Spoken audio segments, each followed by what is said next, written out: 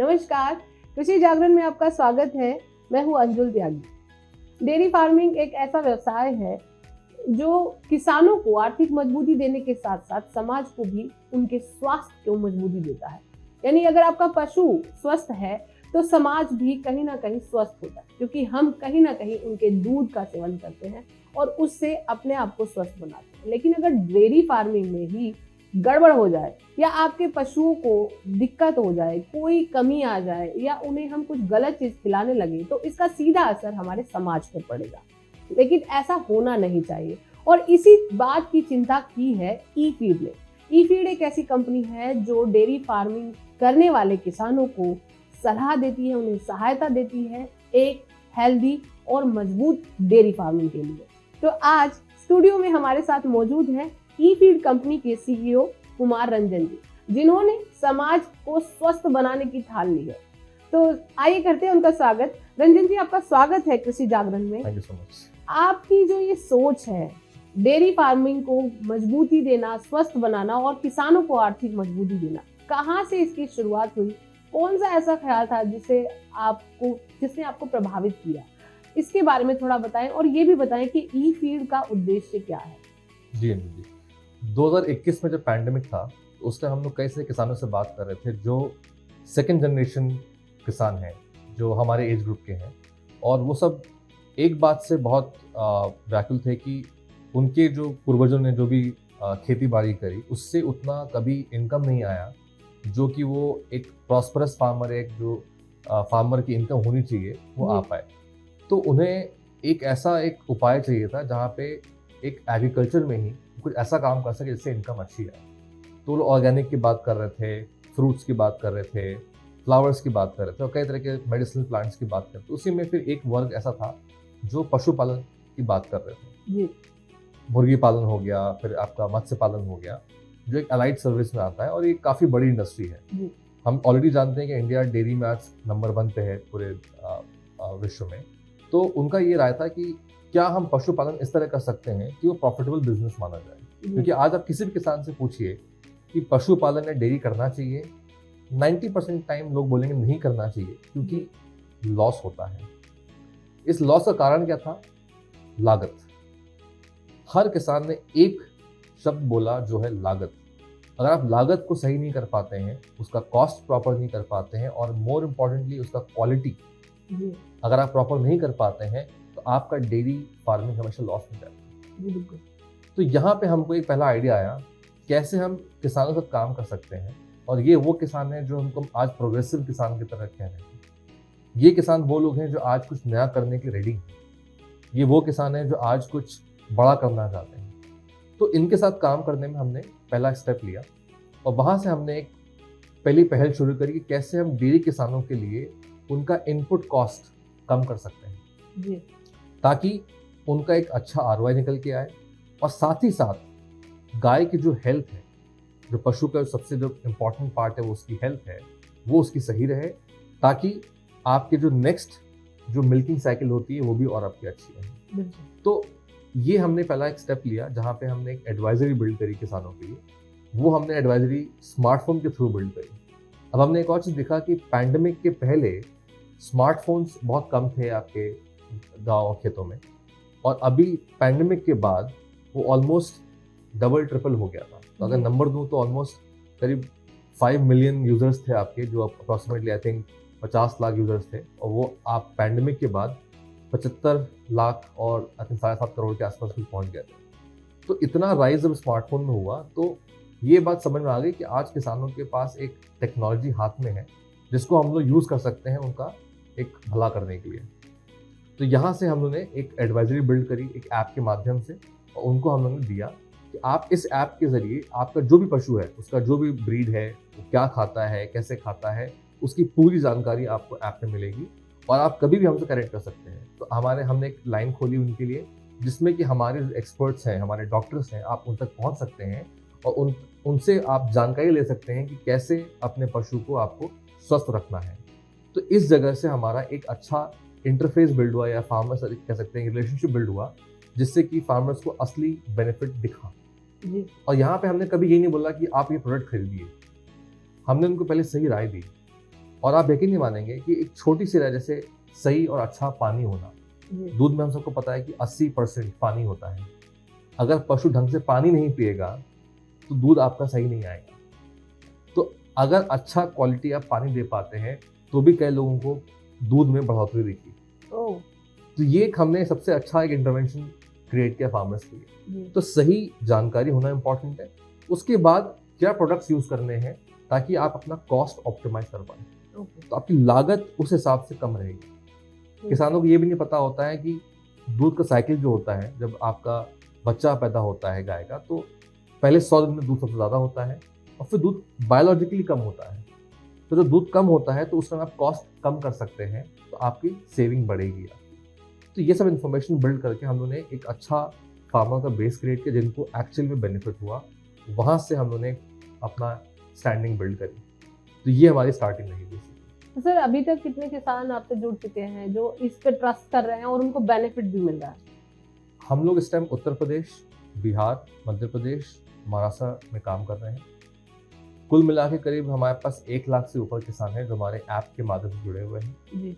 और इसमें से करीब हमारे पास 30,000 किसान ऐसे हैं जो हमसे रेगुलर परचेज करते हैं, जो भी आपके इनपुट होते हैं अच्छे क्वालिटी के। तो ये 4 स्टेट्स में आज हम काम कर रहे हैं और इसमें ही काफ़ी पोटेंशियल है, क्योंकि ये स्टेट्स वो स्टेट्स जहाँ पे डेयरी में बहुत काम नहीं हुआ, स्पेशली यूपी, बिहार और मध्य प्रदेश में। महाराष्ट्र में तब भी अच्छे किसान हैं वहाँ पे, लेकिन मेरे हिसाब से यूपी काफ़ी बड़ा स्टेट्स है और पूरे कंट्री में यूपी लार्जेस्ट प्रोड्यूसर भी है डेयरी का। तो हम लोग वहाँ पे सबसे पहले काम कर रहे हैं ताकि वहाँ पे इम्प्रूवमेंट फार्मर से सबसे ज़्यादा पहले। सर डेयरी फार्मिंग कहीं ना कहीं हर बंदे से जुड़ा हुआ है, क्योंकि हर इंसान दूध लेता है, हर इंसान दूध पीता है।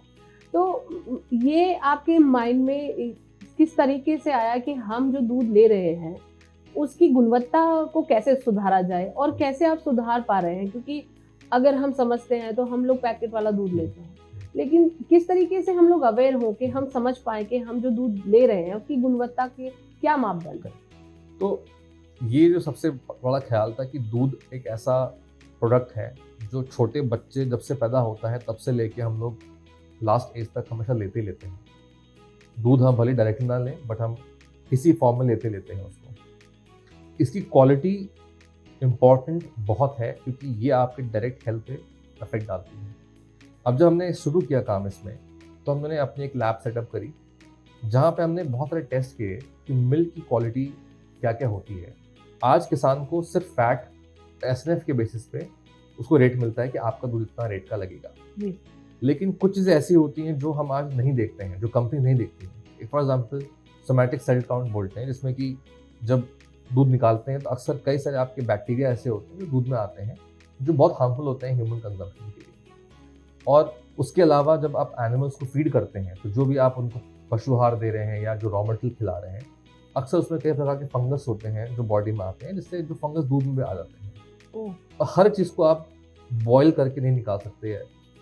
तो कुछ चीज़ें आपको स्टार्टिंग पे इनपुट पे ही काम करना पड़ेगा, जहाँ पे जो एनिमल खा रहा है, जो पशु खा रहा है, वो अच्छा क्वालिटी का होना चाहिए, तभी दूध आपका अच्छा आएगा। आप अगर उसको गार्बेज देंगे तो दूध भी आपको गार्बेज आएगा। हमने कई बार देखा, कई सारी इंडस्ट्री आज प्रमोट कर रही है कि वेस्ट, जो फूड वेस्ट होता है उसको यूज़ करना। Expired bread, expired biscuit, expired Maggi, ये सब चीज़ें, बची कुछ रोटियां तक खिला देते हैं। तो वो तब भी घर से बनी हुई है। लेकिन जो प्रोडक्ट मार्केट में मिल रहे हैं, जो केमिकली प्रोसेस्ड है, वो एक्सपायर हो चुके हैं, जो हम नहीं कंज्यूम कर सकते हैं और अपने पशु को दे रहे हैं। तो हम एक सिंपल बात बोलते हैं, जो खाना आप खाते हो, अगर आपका पशु वो खाता है तो आप एक्सपेक्ट कर सकते हैं कि दूध आपका अच्छा होगा। लेकिन जो खाना आप पसंद नहीं करते हैं और वो आप पशु को देते हैं और फिर आप सोचते हैं कि दूध अच्छा आएगा उससे, तो ये गलत सोच है। और इंडिया में आज ये हो रहा है। बहुत सारी जगहों पे लोग बहुत सारा जो पशु आहार देते हैं या जो आपका रॉ मटेरियल देते हैं, उसकी क्वालिटी बहुत ख़राब होती है और उसका डायरेक्ट इम्पैक्ट दूध पे होता है। और इंडिया का दूध आज बहुत अच्छा नहीं माना जाता है। अगर आप कंपेयर करें ग्लोबल स्टैंडर्ड पे, तो हम उन रेंज में नहीं आते हैं जहाँ पे न्यूजीलैंड, ऑस्ट्रेलिया या UK आता है, क्योंकि उनका दूध क्वालिटी बहुत अच्छी होती है। तो वो आप देख सकते हैं। आज आप देखो मार्केट में ऑलरेडी आपने कई बार सुना भी होगा कि मिल्क अडल्ट्रेशन होता है। तो अडल्ट्रेशन में क्या होता है कि वो मिल्क अडल्ट्रेशन करके जो प्रोडक्ट्स बनाते हैं, पनीर हो गया, मक्खन हो गया, वो सब आपके पास आता है और आपको नहीं पता कंज्यूमर, एज अ कंज्यूमर, कि वो क्वालिटी कैसी है उसकी। और आपके पास कोई सेंसर नहीं रखा है जो आप टेस्ट कर पाओगे हर बार कि कैसा है। तो कहीं ना कहीं वो जागरूकता फार्मर से शुरू होगी, और फार्मर को इंश्योर करना है कि हमारा स्टार्टिंग से पशु का सेहत और उसका जो आहार है वो अच्छी क्वालिटी का होना चाहिए, तब आपका दूध अच्छा आएगा। तो ये एक पहल, टाइम लगेगा, इसमें एफर्ट लगेगा, क्योंकि अपने पास 75 मिलियन फार्मर्स हैं जो डेयरी करते हैं। तो ये एक दिन का काम नहीं है, it will take time. Policy की तरफ से, मीडिया की तरफ से, हमारे स्टार्टअप की तरफ से, हर जगह से एफर्ट लगेगा। सर, एक अगर सिस्टमेटिक तरीके से स्टेप बाय स्टेप हम समझना चाहें तो आप डेयरी फार्मर्स को कैसे मदद देते हैं, कैसे सहयोग देते हैं और कैसे आप उनको गाइडेंस देते हैं? Correct. थोड़ा इस बारे में बताएं। तो बहुत इंटरेस्टिंग है कि हमने एक बिहेवियर ऑब्जर्व किया फार्मर्स का, कि वो कंटेंट बहुत देखते हैं आजकल यूट्यूब पे, इंस्टाग्राम पे और कई सारे आपकी कंटेंट ऐप्स हैं। तो हमने पहले कंटेंट बिल्ड किया। उस कंटेंट में हमने थोड़ा एजुकेशन, थोड़ा फन, दोनों को मिक्स किया कि आप अगर देखें तो आपको थोड़ा सा लगे कि हाँ एंटरटेनिंग है बेसिकली। और उस माध्यम से हमने फार्मर से रीच आउट किया यूट्यूब में, इंस्टाग्राम में, फेसबुक में। वहां से फार्मर से रिस्पॉन्स आना शुरू हुआ। तो हमारा सिंपल थॉट प्रोसेस था कि अगर फार्मर दिन में 2 घंटा स्क्रीन टाइम देता है किसी भी कंटेंट को, उसमें से अगर 10 मिनट भी मेरा कंटेंट देख ले तो कुछ नया सीख जाएगा। तो हमने पूरा कंटेंट सीरीज बिल्ड किया कि पशु को कैसे अच्छा पोषण देते हैं, कैसे उसको मैनेज करते हैं, दूध कैसे निकालते हैं, क्या खिलाते हैं, उन सब टॉपिक्स में कंटेंट बिल्ड करके फार्मर्स तक पहुंचाया। और वहां से हमने उनको एंगेज किया अपने प्लेटफॉर्म पे, और फिर उनको हमने एक रिलेशनशिप बिल्ड करा कि भाई आप ये काम अगर करेंगे तो इससे आपको ये बेनिफिट मिलेगा, आप अगर ये प्रोडक्ट यूज करेंगे तो आपको ये बेनिफिट मिलेगा। इस तरह से हमारा एक रिलेशनशिप और स्ट्रांग होता गया। तो आज हमारा पूरा का पूरा फार्मर एंगेजमेंट स्मार्टफोन के थ्रू होता है। उसमें आपको व्हाट्सएप भी हो गया। भाई आज व्हाट्सएप एक ऐसी ऐप है जो हर किसान के पास है और फार्मर बहुत यूज़ करते हैं व्हाट्सएप। तो हमने व्हाट्सएप में अपने खुद के बॉट बिल्ड कर रखे हैं। तो आप डायरेक्टली व्हाट्सएप पे भी इंटरेक्शन कर सकते हैं। आप हमारी शॉप पे आ सकते हैं, वहाँ पे देख सकते हैं कि हम क्या क्या प्रोडक्ट रखते हैं अपने पास। तो इस तरीके से हमने फार्मर्स को एक अपने इकोसिस्टम में इन्वॉल्व किया। उसके बाद हमने जो भी प्रोडक्ट रिकमेंडेशन देते हैं, एक बात इंपॉर्टेंट है कि हम सब कुछ खुद बिल्ड करते हैं। तो हमारा कोई भी चीज़ मार्केट से हम लोग उठा के ट्रेड नहीं कर रहे हैं। हमारे पास खुद की रिसर्च लैब है, नेशनल केमिकल लैबोरेटरी पुणे में, जहाँ पे हम रिसर्च करते हैं कि जो हम रॉ मटेरियल यूज़ कर रहे हैं वो बेस्ट क्वालिटी का होना चाहिए। वो जब गाय खाती है तो उसका बॉडी में कैसे इंटरेक्शन होता है, बॉडी में कैसे रिएक्ट करता है और कैसे दूध प्रोड्यूस होता है, वो सब स्टडी करने के बाद हम प्रोडक्ट बिल्ड करते हैं। तो हमारे हर प्रोडक्ट यूनिक होते हैं, जिसको हम लोग अक्सर बोलते हैं लाइफ साइकिल बेस्ड प्रोडक्ट, जिसका मतलब है कि आपके पशु के लाइफ साइकिल के बेसिस पे आपको प्रोडक्ट यूज़ करना है। तो इससे आपका कॉस्ट ऑप्टिमाइज रहेगी और पशु हमेशा आपके अच्छी हेल्थ में रहेगा ताकि अच्छा दूध दे पाए। तो इस तरीके से हम लोगों ने पूरा अपना इकोसिस्टम बिल्ड किया है। इसमें डिजिटल हमारा सबसे मेजर फोकस रहा है। और आज आप जान के बहुत अच्छा लगेगा आपको कि कई सारे किसान ऐसे हैं जो आज ई-कॉमर्स पे खरीदते हैं और यूपीआई से पेमेंट करते हैं। तो ये एक बहुत अच्छा संकेत है। आगे जाके कुछ सालों में हम एक्सपेक्ट करते हैं कि किसान ई-कॉमर्स और यूपीआई को और अडॉप्ट करेंगे। और अच्छी बात एक और है कि जितने भी आपके लास्ट माइल कंपनीज हैं, जैसे इंडिया पोस्ट हो गया, इनके पास आज इतने पिन कोड्स हैं कि आज आप किसान तक पहुंच सकते हैं थ्रू ई-कॉमर्स। तो ये एक अच्छी चीज़ हो रही है, इकोसिस्टम का पार्ट है। तो इस तरीके से हमने अपने फार्मर्स को आज तक अपने साथ इंगेज रखा है। सर, आपने प्रोडक्ट की बात की है, आपने खुद की अपनी प्रोडक्ट है, थोड़ा उनके बारे में बताएं, कौन कौन से प्रोडक्ट हैं, किसान कैसे उनको इस्तेमाल करते हैं? तो हमारे प्रोडक्ट 2 तरह के प्रोडक्ट्स हैं। एक प्रोडक्ट हमारा है जो बेसिकली एनिमल की एनर्जी के लिए है। अब क्या होता है, आज आप पशु देखिए किसी भी जगह पे, तो आप देखेंगे पशु बहुत वीक होता है क्योंकि उसको प्रॉपर संतुलित आहार नहीं मिल जा रहा होता। अब इंडिया में एक कॉन्सेप्ट TMR, जिसको हम बोलते हैं टोटल मिक्स राशन। जितने भी एक्सपर्ट्स हैं वो TMR के बारे में जानते हैं, लेकिन TMR फीडिंग हो नहीं पाती है क्योंकि किसान को नॉलेज नहीं है। तो हम पहला प्रोडक्ट उनको देते हैं जिससे कि एनिमल को प्रॉपर एनर्जी जाए, और जिसको हम बोलते हैं मैक्रो न्यूट्रिएंट बोलते हैं। प्रोटीन हो गया, फैट हो गया और फाइबर हो गया, ये सब संतुलित मात्रा में जाना इंपॉर्टेंट है। तो हमारे पास एक प्रोडक्ट है जिससे कि वो जाता है, जो आपका डेली बनता है। पशु में 1-2 किलो 3 किलो जो भी उसके हिसाब से किसान खिलाता है उसको। दूसरा प्रोडक्ट हमारा है जो हमारा सप्लीमेंट्स है हमारा। अब ये सप्लीमेंट्स बहुत इंपॉर्टेंट है क्योंकि ये जो सप्लीमेंट्स बने हैं इसमें कई प्रकार के इंग्रेडिएंट ऐसे हैं जो ऑर्गेनिकली अग्री हैं। शतावरी हो गया, आंवला हो गया, आपका ये बबूल हो गया, कई तरह के आपके ऐसे प्लांट्स हैं, हर्ब्स हैं इंडिया में, जिसमें इतने सारे प्रॉपर्टीज़ हैं जो हम ह्यूमंस के लिए यूज़ करते हैं, बट उसमें हम कुछ चीज़ें एनिमल्स पे भी यूज़ करते हैं, जिससे एनिमल का स्वास्थ्य अच्छा रहता है। तो ये सप्लीमेंट जो होते हैं, ये उनकी हेल्थ को सपोर्ट करते हैं। आज हम भी ऐसे वे प्रोटीन लेते हैं, सप्लीमेंट्स लेते हैं, बट वो हमारी डाइट नहीं होती है। हम नॉर्मल खाना भी खाते हैं और साथ में उसको इम्प्रूव करने के सप्लीमेंट्स लेते हैं। उसी प्रकार हमारे सप्लीमेंट्स भी एनिमल्स के लिए बने हुए हैं। फिर आपका एक इसमें एक प्रोडक्ट है हमारा जो मिल्क बढ़ाने के लिए है। तो जब पशु जब अपना बच्चा देता है, उस समय से 100 दिन तक आपको वो यूज़ करना है। उसके बाद एनिमल हीट में आता है, तो हीट के लिए हमारा अलग प्रोडक्ट है। फिर जब एनिमल लास्ट ट्राइमेस्टर में आता है, ताकि प्रेगनेंसी उसकी प्रॉपर हो, बच्चा प्रॉपर हो, उसका अलग प्रोडक्ट है। फिर मेस्टाइटिस के लिए अलग प्रोडक्ट है। अभी हीट बहुत चल रही है नॉर्थ में, तो हमने प्रोडक्ट लॉन्च किया है जो एनिमल को इंटरनली बॉडी कूल करेगा। तो हम लोग इस तरह से काम करते हैं, तो हम लोग काफ़ी रिसर्च बेस्ड प्रोडक्ट बिल्ड करते हैं। तो हमारा हर चीज़ साइंस बैक्ड होना चाहिए। और एक बहुत बड़ा गैप देखा मैंने इंडस्ट्री में कि जितनी बड़ी बड़ी कंपनी मार्केट में आज बेच रही हैं, क्योंकि इंडिया में रेगुलेशन नहीं है। आज कोई कंपनी कोई प्रोडक्ट बेच सकती है। आज आप भी को लगता है कि आप एक्सपर्ट हैं, आप भी जाके बनाइए फॉर्मुलेशन, कल को आप मार्केट प्रोडक्ट बेच सकते हैं।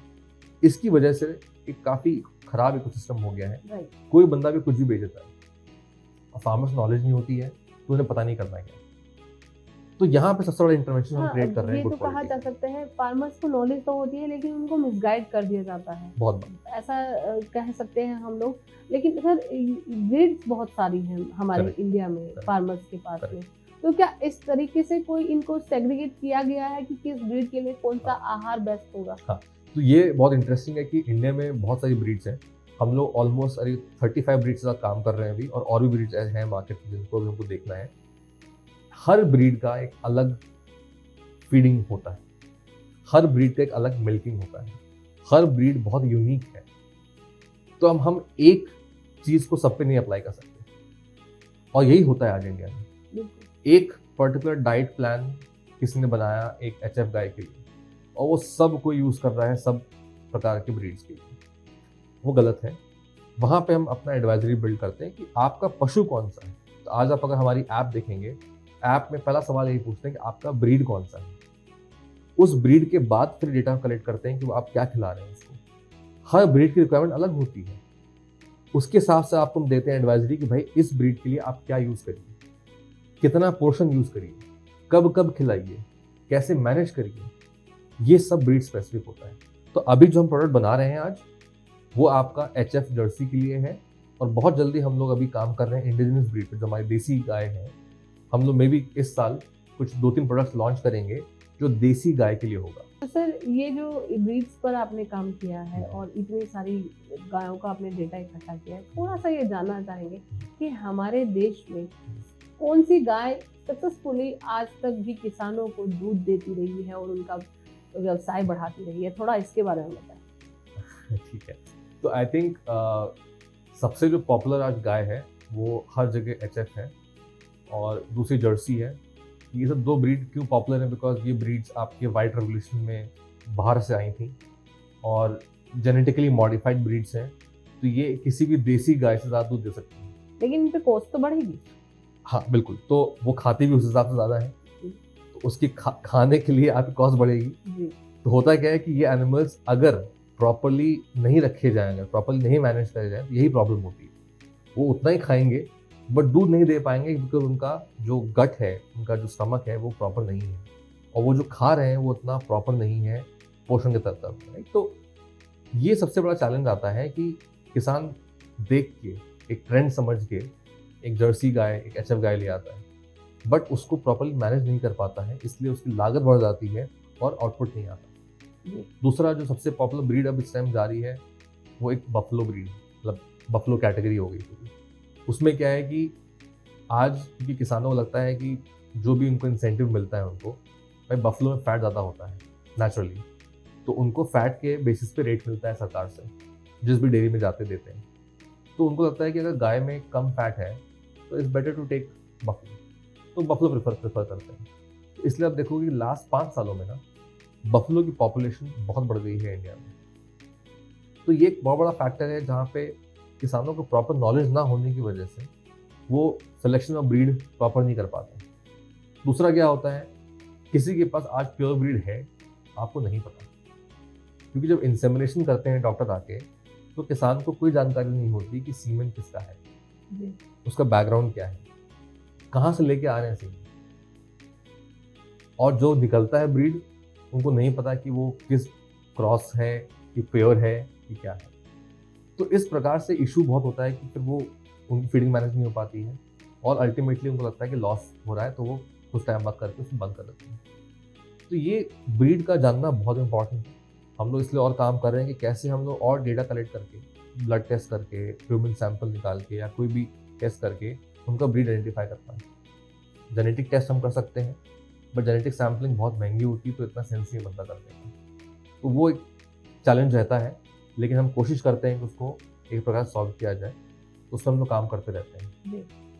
अच्छा रंजन जी, ये भी थोड़ा बताएं, किसानों को टिप्स दीजिए। एक्चुअली हमारे किसान साथी आपको देख रहे हैं कि एक सस्टेनेबल डेयरी फार्मिंग के लिए जो आप उनको गाइडेंस दे रहे हैं, उसके लिए खास ऐसी चीज उनको, क्योंकि हर राज्य की एक अलग एनवायरनमेंट है और हर राज्य में एक अलग ब्रीड चलती है, तो जहाँ जहाँ आप अभी काम कर रहे हैं उसके अलावा और भी कई राज्य हैं जो किसान डेयरी फार्मिंग करते हैं, तो उनको थोड़ा टिप्स दीजिए, उनको अपने इलाके में कौन सी ब्रीड की गाय को लेना चाहिए या बफेलो को लेना चाहिए, और सस्टेनेबिलिटी के लिए कौन से लंबे समय तक अच्छी रहेंगी। देखिए, सबसे महत्वपूर्ण बात यह है कि इंडिया में हमारी खुद की देसी ब्रीड जितनी थी वो पहले भी अच्छी थी और आज भी अच्छी है। प्रॉब्लम बस ये है कि वो देसी ब्रीड ढूंढना बहुत मुश्किल है, क्योंकि फार्मर्स को वो नॉलेज नहीं होती कि कैसे आइडेंटिफाई करें कौन सी ब्रीड है। तो सबसे पहला काम है कि आप जिस भी जगह रहते हैं, हर स्टेट की अपनी एक ब्रीड है जो वहाँ पे पाई जाती है। आप अगर ढूंढें ढंग से तो आपको लोग मिल जाएंगे जो उसको आपको देने को रेडी होंगे। सरकार भी इसमें बहुत काम कर रही है कि कैसे हीफर डेवलपमेंट प्रोग्राम चलाया जाए, जिसमें कि वो ब्रीड्स पे काम हो और वो ब्रीड आप मार्केट में दे पाए किसानों को। तो वो एक्टिविटी हो रही है, ढूंढना पड़ेगा, इसमें हम भी सहायता कर सकते हैं। अगर किसी को डेयरी फार्म शुरू करना है तो कौन सी ब्रीड ली जाए, तो उसके रीजन के हिसाब से, क्लाइमेट के हिसाब से, और वहाँ पे क्या क्या रॉ मटेरियल है जो वो फीड करेगा, उसके हिसाब से वहाँ पे क्या बेस्ट ब्रीड होगी बता सकते हैं। जैसे सिंपल एग्जांपल है, आज जो सेंट्रल इंडिया है, आज हीट की वजह से वहाँ पे कोई भी ब्रीड सही प्रॉपर्ली काम नहीं कर सकती। बट अभी रिसेंटली कुछ डेवलपमेंट ऐसे हुए हैं ब्रीड में जहाँ पे जेनेटिकली मॉडिफाइड जर्सी अच्छा रिस्पॉन्स कर रही है। अब उसमें क्या हुआ है कि उन्होंने एक इंडिजिनस ब्रीड ली है जो देसी ब्रीड होती है, और जर्सी का मिक्स से क्रॉस किया, तो उससे जो ब्रीड निकल के आई है वो काफी हीट रेजिस्टेंट है। तो उसमें इतना मिल्क ड्रॉप नहीं होता कि अगर हीट बढ़ गई तो गाय आपके दूध देना बंद कर देगी। तो ये सब एडवांसमेंट्स हो रहे हैं और अभी और भी होंगे। तो इस प्रकार से फार्मर्स बेटर ब्रीड सिलेक्शन कर सकते हैं, और ये काफी इंपॉर्टेंट सब्जेक्ट है टू बी ऑनेस्ट। मतलब ये अनफॉर्चुनेटली बहुत काम नहीं हुआ है इस पे, बट ब्रीड सिलेक्शन किसान का पहला स्टेप है सक्सेसफुल डेयरी करने के लिए।